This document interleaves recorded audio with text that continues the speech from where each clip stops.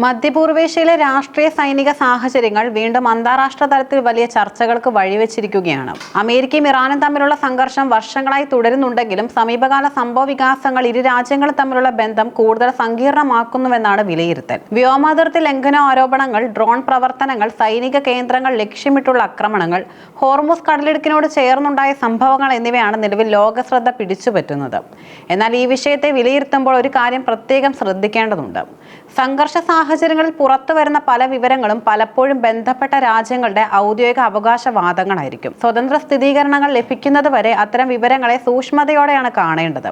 അതിനാൽ തന്നെ അമേരിക്കയും ഇറാനും ഉന്നയിക്കുന്ന അവകാശവാദങ്ങൾ അന്താരാഷ്ട്ര മാധ്യമങ്ങളും വിദഗ്ധരും പ്രത്യേകം പരിശോധിച്ചുകൊണ്ടിരിക്കുകയാണ്.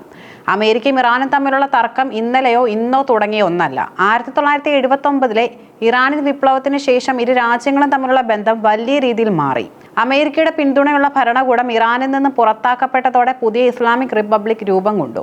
അതിനുശേഷം അമേരിക്കയും ഇറാനും പല വിഷയങ്ങളിലും പരസ്പരം എതിർപക്ഷങ്ങളായി മാറുകയായിരുന്നു. മധ്യപൂർവേഷ്യയിലെ സ്വാധീന ആണവ പദ്ധതി, ഉപരോധങ്ങൾ, പ്രാദേശിക സായുധ ഗ്രൂപ്പുകളുമായി ബന്ധപ്പെട്ട ആരോപണങ്ങൾ, എണ്ണ വ്യാപാരം തുടങ്ങിയ വിഷയങ്ങൾ പലപ്പോഴും സംഘർഷത്തിന് കാരണമായി. കഴിഞ്ഞ 4 പതിറ്റാണ്ടുകളായി ഇരു രാജ്യങ്ങളും തമ്മിലുള്ള ബന്ധത്തിൽ പല ഉയർച്ച താഴ്ചകളും ഉണ്ടായിട്ടുണ്ടെങ്കിലും വിശ്വാസത്തിന്റെ അഭാവം തുടരുകയാണ്.